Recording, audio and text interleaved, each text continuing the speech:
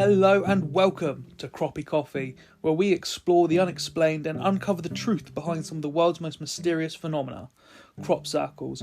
I'm your co-host Connor, and I've been dragged here against my will to explore the mysterious world of crop circles. Today, and as always, we're joined by my co-host Simon, and we have Rick, who will be helping us with keeping our coffee hot and our energy high throughout the discussion. Together, we'll be discussing our thoughts with a new guest each week, sharing our insights and theories. Whether you're a skeptic or a believer, get ready to have your mind expanded as we delve into the mysterious world of crop circles. Let's get started.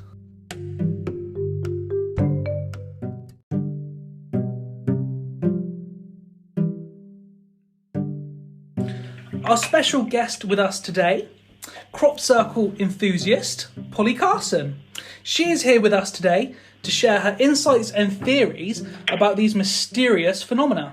Yeah, we'll be diving deep into the history, evidence and theories behind the crop circles, discussing what it all means. So sit back, relax and get ready to have your minds blown. This is going to be a fascinating conversation and we're honoured to have Polly as our guest. Thank you, Polly.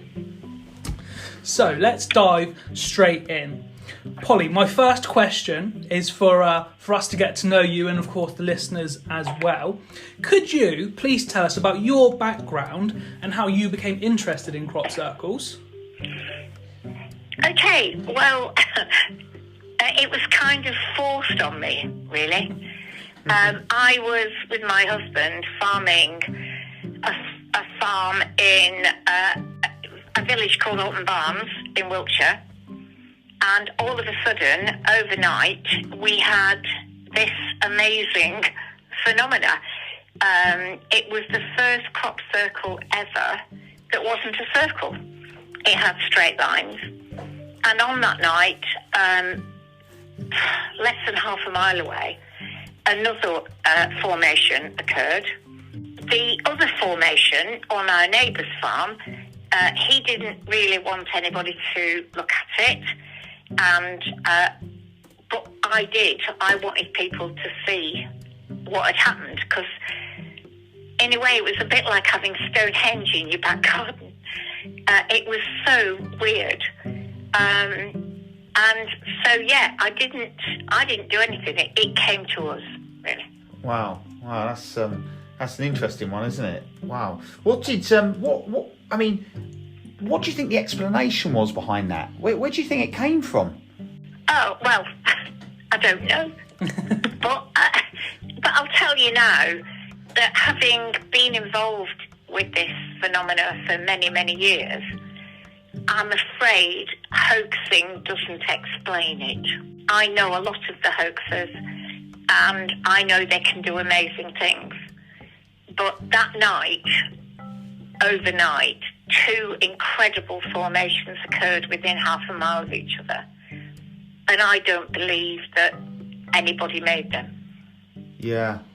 I mean, we've explored this, haven't we, on previous podcasts, haven't we? And we sort of conflicting stories, isn't there, of how these things are formated, isn't there? Yeah, because I mean, a lot of people, I like to think through this podcast we've been very open-minded, and we've let people have their say. And like you say, there's very conflicting interests. So you get the people that will say the majority are man-made, and there's a small percentage that are the natural occurring phenomena. Then you've got people that think a lot more than that. And everything, but I think the overall theory is, and this is what interests me, is people don't like to put a label on it. They refer to it as the sort of higher powers, the powers that be, that make them. So I think that's something that's quite interested me over these podcasts and our journey. Is people. I don't know how to explain it, but they're not wanting to put a label on something just yet. It seems quite guarded, doesn't it? It does. I think that's what it is. It's guarded, isn't it? And I like that. I think that's brilliant because people do have their beliefs. Go on, Polly. I don't think I'm guarded. No? To be honest. Go on then. No, I don't think I'm guarded at all. I know that people make these things, but I've had too many experiences to know that there is a phenomena out there. There is something that is not explainable. Hoaxing doesn't explain it. And if I could just give you a couple of examples of things that have happened to me. I found a small crop circle on our land, just a very simple little circle, where the crop had grown up from where it had been trampled or put down, not trampled, so that the little circle was about 6 inches below the rest of the crop. So in other words, it hadn't been damaged, it had been laid down and then continued to grow. And nobody had seen it as a circle. I also had a major experience with the largest circle that's ever been in the United Kingdom, which was the snail, which was in Eastfield. And I was the first person to go into that formation. I was actually driving past quite early in the morning, and it had rained all night. And I happened to glimpse to my left and saw a shadow, and I thought that's a formation. And luckily I was in my wellies, and I walked up the tram lines to this formation, and by the time I got there, my wellies were full of clay, because it's a clay field. And I looked, and there was this enormous circle with absolutely not a mark on it.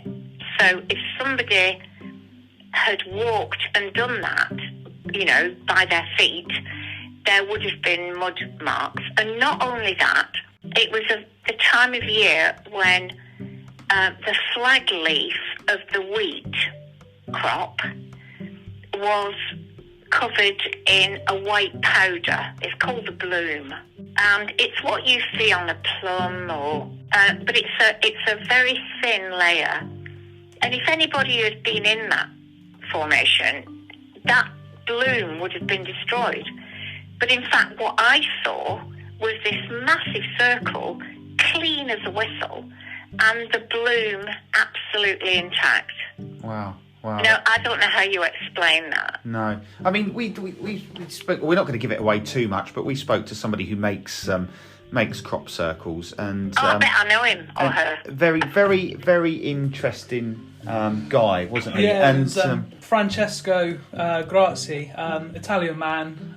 Started making, if I'm remembering correctly as well, we spoke to him, of course we'll listen back again, but started in Italy, and then come across to England. Yeah. And he explained it, because that's what I really wanted to know. I wanted to know, how are these things done if they're not done by the higher powers? And he explained it quite logically to me, and I thought, because I was quite... Sorry, can you tell me what the logical explanation was? Well, I don't want to go too much into it, but he, because I don't want to spoil the podcast, but he was explaining how he kind of prepares himself.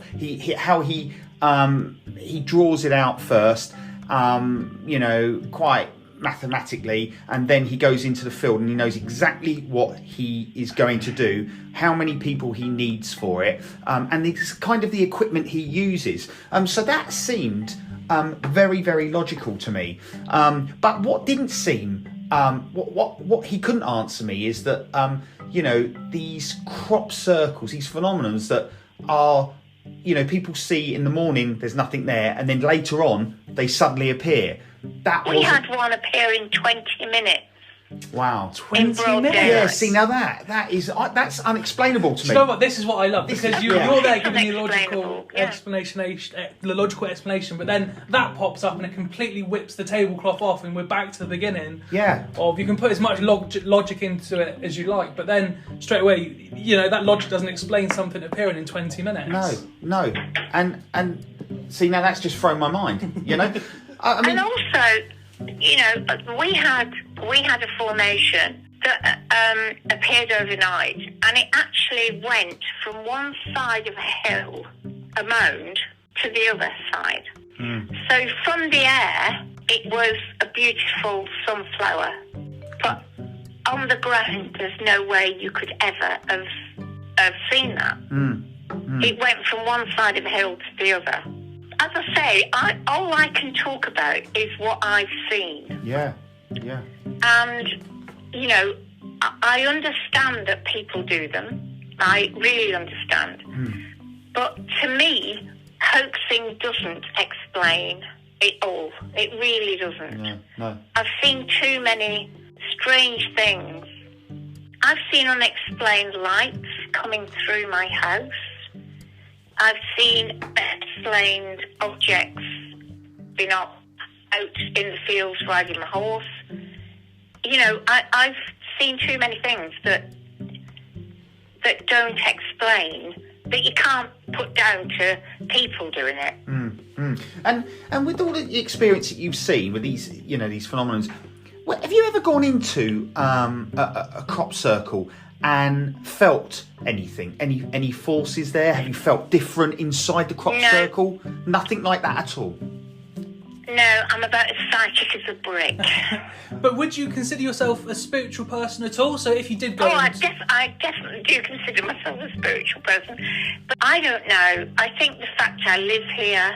A lot of people have said, when the first crop formation arrived on our land, it was me that said, look, this is like having Stonehenge in your back garden. We have to let people in. And a lot of people have said to me, if it hadn't have been for me, that might have been destroyed. So maybe I was kind of in the right place at the right time. I don't know. But I'm certainly nothing special. Don't say that, Polly. Everyone's got something special about them, and I think you are special because we mentioned earlier Eastfield. Now, throughout these podcasts, me and Simon have tried to go in blind to everyone we've interviewed. However, I couldn't help find some information because my dad is quite into the crop circles, and he, before we started this, said to make sure to ask you about Eastfield because apparently that's quite a hot spot for crop circles, isn't it? Eastfield is probably the most important field in the world for crop circles. We had the first, as I say, formation as opposed to a circle, and we've had lots of incredible formations Is there any in Eastfield. And I'm going to go completely off kilter here. Go on. We like it. We like going off kilter. Go on. Okay, right. Well, behind Eastfield is a goddess in the landscape. If you look at the hills, the downs, you will see the figure of a woman. And there is a track that comes down from what would actually be her tummy, and it comes down into Eastfield.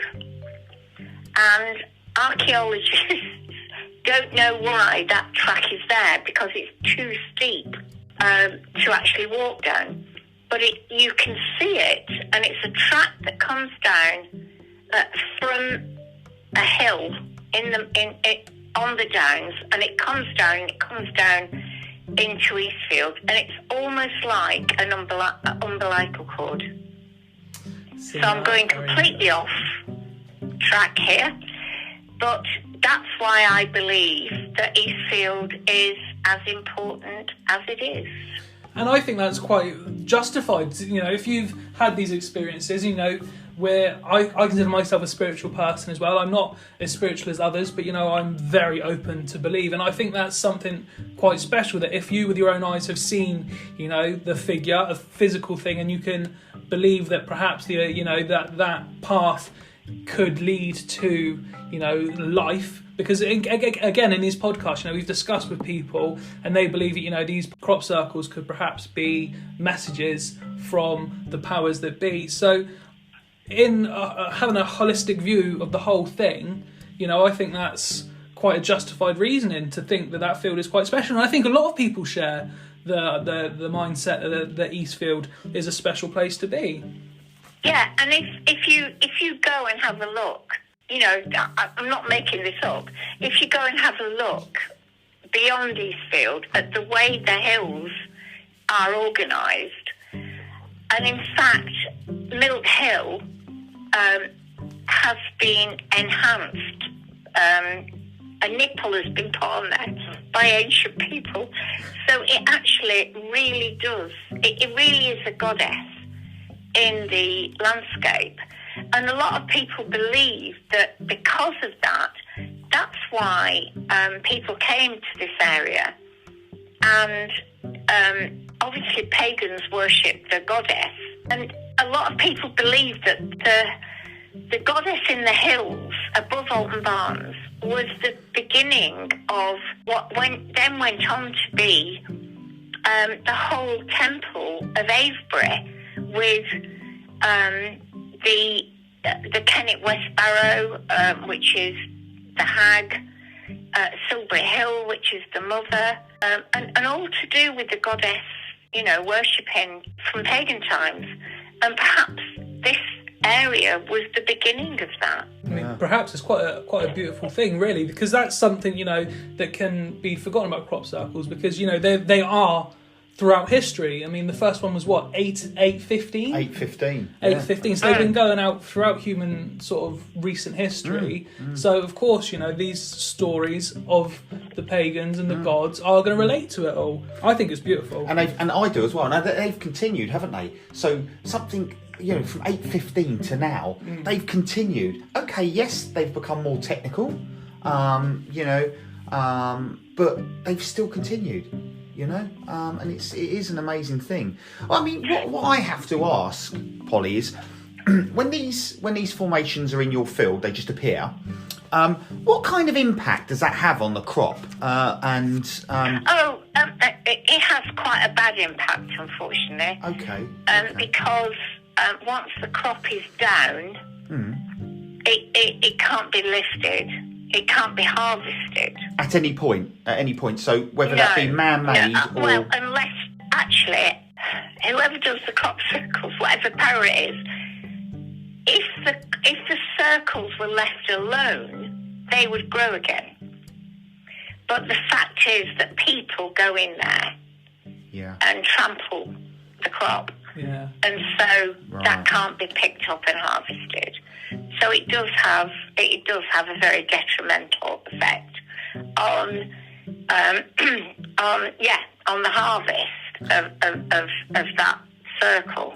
And once that harvest is done, I know nothing about farming, so please, I apologise, Polly, now in advance.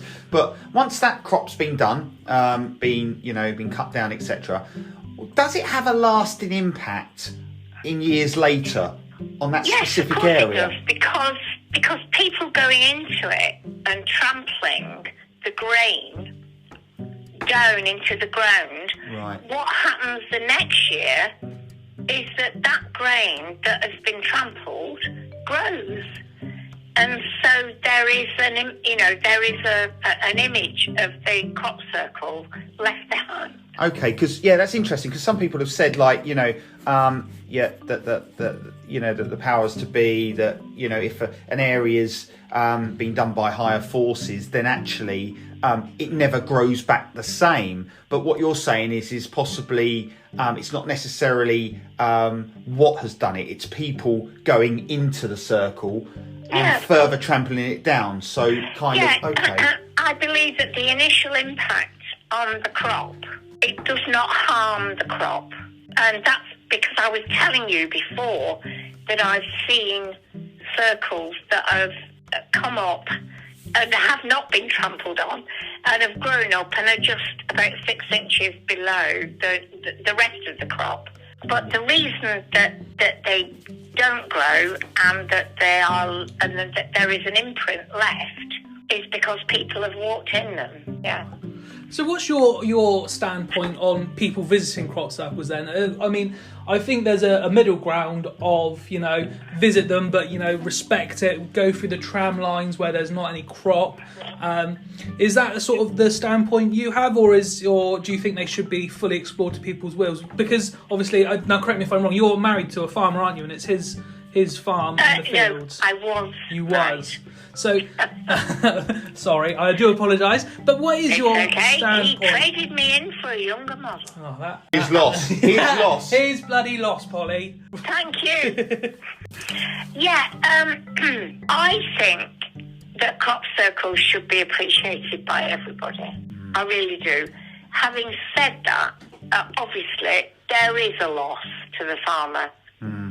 So, you know, what I think is that they should put a box up and people should put money in and go in and enjoy it. But, you know, give a bit of money because, yes, the farmer is losing. Yeah, and that would make sense, wouldn't it? That would Yes. absolutely make Absolutely. sense.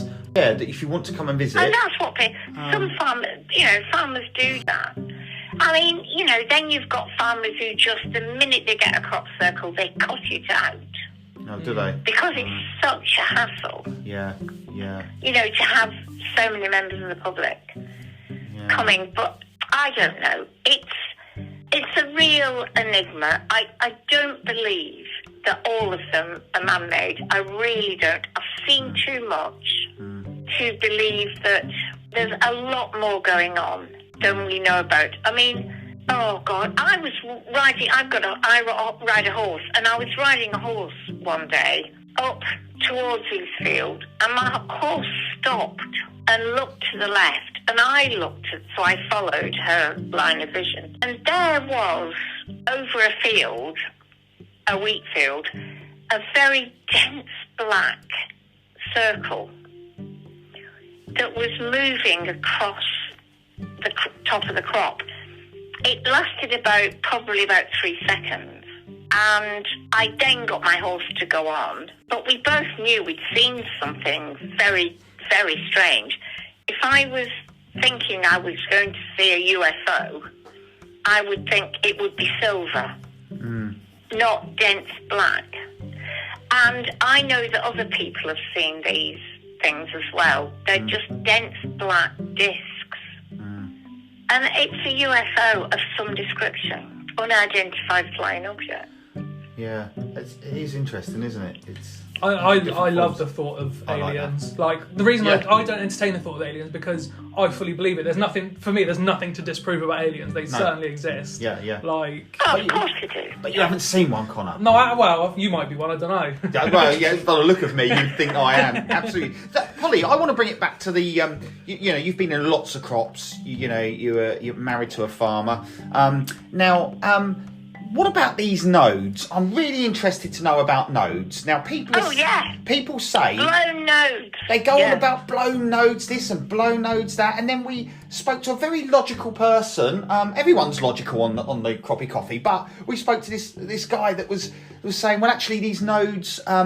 It's a natural thing that these nodes explode, and No, I don't believe that. They either. go towards sunlight, and then when the crop is trampled down, I think he said an enzyme is released, and then and I don't know. He was going into a lot of things that had me quite convinced. What's your take, Polly? What do you think about these nodes that are blown? Okay, well, as a farmer, I've never come across a blown node. I've only come across one in crop circles. I have no idea. I've not got experience of blown node actually occurring in a normal crop. I've only ever seen them in crop circles, and I have seen them. And a blown node is where the crop has bent at the node, which is a growing point. Right. And it's got a hole in it. Okay. And I've never seen that in a normal. Could heat have done that? Would you reckon heat would have done that? What would have done that? I don't know. Yes, I think it's more focused heat, isn't it? Heat focused on a very small point. Well, it's whatever puts the crop down. Yeah. I mean, I believe that Fair enough, yeah. that whatever the energy is that puts the crop down, because don't forget, the crop goes down within minutes, and so whatever it is that puts the crop down, yes, it's a high energy, and it blows the nodes because that's the only way it can lay the crop flat. I want to do my own experiment. Can you send me a piece of crop, Polly, and then I'm going to get a hairdryer and I'm going to put it on there and see if I don't know, but it's interesting. Yeah, because I was just thinking about because the two main crops, obviously, you've got your wheat and your rapeseed. Now, rapeseed can't be bent, it snaps. However, you go into a crop circle in rapeseed and they are bent, like curved. Absolutely, which is totally unbelievable because that is such a thick stem. So, and how the heck you bend that without breaking it? Yeah, imagine trying to bend like a green sort of twig. You know, it doesn't. Yeah, it doesn't exactly. bend. Yeah, exactly. I mean, there's too many unanswered questions. But again, to sort of answer the unanswered questions, a lot, again, going back to other podcasts, people are quite happily saying that, you know, I'm happy not to know the answers. It's about your personal experiences and beliefs, and that's what makes Crop Circle so brilliant. Well, it does, but I think we've got to ask, why are they appearing now? That's $1 million question. Now we're getting into the juicy stuff. What do you think, Polly? You give yours and then I'll give mine. What do you think the reason for Crop Circle is? I feel my gut feeling is that they're talking to us and they're trying to communicate. I believe whatever it is that does this is a benign force. And it is a force that is wanting to help us. I mean, let's face it, the world, the Earth is in a real nightmare situation at the moment. I was going to say, we clearly haven't listened. Look, it's bad news. We definitely haven't listened as humans, have we, to these? If these crop circles are messages, warnings, whatever, then I think it's safe to say. Yeah, I just feel it is a message from somewhere. I don't know where, but it's something trying to get through to us.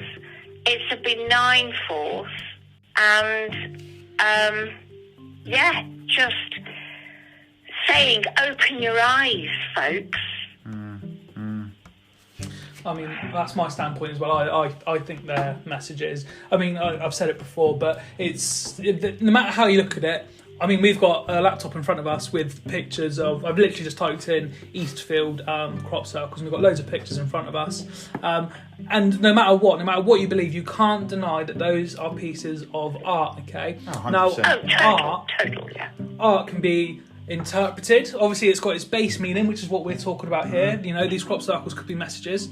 That could be the very base meaning, what the powers that be wanted us to see and understand, but also it can be interpreted in so many different ways. I mean, the nicknames that these crop circles are given, you know, you've got the turtle, the jellyfish, all these different names, you know.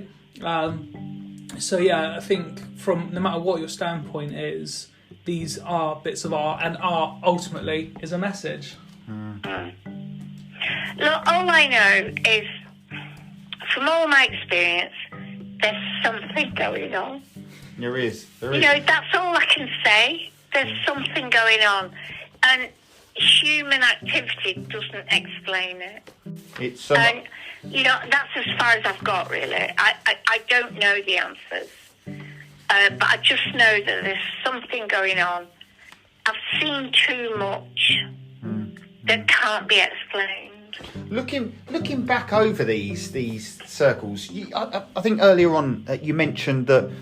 I mean, correct me if I'm wrong. Maybe I dreamt this up. But did you say that they appeared within 20 minutes? Yeah. Now, tell me a bit more about that. Okay, that was the DNA formation. Okay. Which was the incredible formation, the DNA. Yeah. The double helix.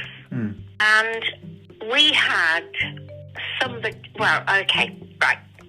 we had somebody who lived at the bottom of that field, Eastfield. Yeah. And he was always looking out. But then we had somebody who drove past And, right, the first person that drove past about, I think it was 6:30 in the morning. And the guy that lived on the edge of Eastfield recorded it at 6:10. Now, the guy that drove past at 6:30 had a nickname that was, I think it was Eagle Eye. He knew where to look for crop circles. Yeah. Didn't see anything. Yeah. And, he went past at 6:20. And at 22:07, the formation was there. Wow. And it was a really complicated formation. Wow. It's the DNA, yeah. And that's the only instance I've got of a crop circle occurring within a very short space of time in broad daylight. Yeah. Wow. And because I know both people, I believe them. Yeah. Yeah. So he went past it. Was he looking for a crop circle? No, he was always on the lookout for a crop circle. Didn't see anything. And then 20 minutes later, the guy that was living just south of Eastfield saw the formation. And the guy that was driving past didn't. Wow. I mean, all of this, there's no proof of any of this. No. You know, you've just got to take it, you just got to believe it, really. There's no way you can prove this. No. But I know both of these people, and I believe it. I believe that DNA formation occurred in 20 minutes. Yeah. Wow, that's something else. I mean, we both Connor and I haven't been, apart from one. We've been to one or two. We've this been was to one or years two. back. We haven't been to any, so we're doing this backwards. We're doing these podcasts backwards, basically. Right. Okay. So we wanted to do it this way, just to get people's, thoughts, opinions, and then this crop season, we're going to go and visit them. And based on all the information we gathered, we're going to make our minds up. I'm really, really excited to go and visit these. Whether I have any feelings inside these crop circles, whether I put the drone up, whatever I do, I think we're excited to do it, aren't we? And like Connor, I'm not really bothered what has made these. I just know that they're amazing works of art. Yeah, for sure. I think that's a really good attitude, because even if people make them, they kind of do it for a reason. Absolutely.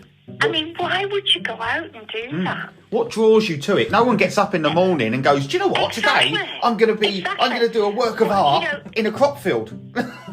Yeah, why exactly? I mean, if they are man-made, well, what on earth is making you do this? Yeah. Why would you go out and do this? I mean, what have you got to prove? Or I don't know. Yeah. But I'll tell you, after being involved in this for, what is it now, 30 years, I am convinced there is something going on. Absolutely. And how long did you live on a farm for? I'm still living on the farm, actually. Okay. But in a cottage. I was with my husband for 16 years. Wow. On the farm, yeah. Wow. And all that time, how many roughly do you reckon turned up over your fields? Oh, roughly. No idea, mate. No idea. Okay. Loads. Right. Loads. And at no point throughout that 30 years did you ever see anyone? Did you ever catch anyone? No. Did they alert any dogs if you had any dogs? No. And at no point for 30 years you ever caught anyone. No. See, there we go. It's impressive, isn't it? Yeah. know? Look, if there's anything I can say to you, it is, there is something going on. I can't prove it to you, and you'll get people who deny it, and they'll say, oh, it's all people doing it. Why are people doing this? I mean, what a weird thing to start doing. Yeah, I mean, it's all part of, having a sort of a belief, in the higher powers and the crop circles. Yes, there are some things that we can't explain, but that's part of believing. It's, having a bit of faith that, okay, I can't explain that, but there's faith there that I don't need to explain that. No. I'm happy with what I know. Yeah. And what I know is this. No. Well, as I say, I will just ask you the question. Why on earth would somebody suddenly decide to start making crop formations and continue doing it for nearly 30 years? At no gain and at a lot of risk. Yeah. That's the thing. Because I'm sure, if people were to do it and they were all man-made, if they were caught by a farmer destroying the farmer's crops, rightfully so, that farmer is going to become quite angry. So why would you, if it is all man-made, why would you put yourself at risk for But why would you even start? Yeah. I mean, why would you decide that you're going to go out in the middle of the night and trample crops down? It's not my idea of fun. No, it's not my idea. Why? What the fuck are you talking about? I know. Why would you do that? Well, I don't know. I'm scared of the dark and spiders and snakes and everything else. I just don't understand. Why would anybody suddenly decide out of the blue, I'm going to go into a crop field and start making patterns? What? Why? Why? And also probably not even to not all of them are owned up to, are they? So even if people were to do it, yeah, it's obviously not for glory because they don't own up to it, otherwise they get prosecuted. They're not on the BBC going, "Hey, that was me. This is me filming me doing it." Yeah. And somebody going, "Well done, mate. Pat on the back." And the farmer's going, "Oi, mate, Absolutely. we're going to sue you." I mean, it doesn't make any sense. No, I don't know. It's what I do know is that I'm really excited. Obviously, we'll ask the farmers' permission. Obviously, yeah, of course, yeah. But wherever they come, we'll have to. I don't know how approachable the farmer will be if me and you come knocking on his door and say, "Oh, hello, good morning, sir. You've got a crop circle." He's going to be very angry with that. You that. might know us from Croppie Coffee. Yeah. Would you mind? Hundreds of other people who've done the same. Would you mind if I just go into your field using the trap? Yeah. And then a shotgun comes out and we scarper. Has that been any use? That has been a load of use, Polly. I just have one final question before you do go. Would you, if we were to do another season of Croppie Coffee, would you come on and talk to us again? Drum roll. Of course. Yeah. Thank you so much, Polly. You've been amazing. It's been brilliant to get your perspective on this. It's really unique.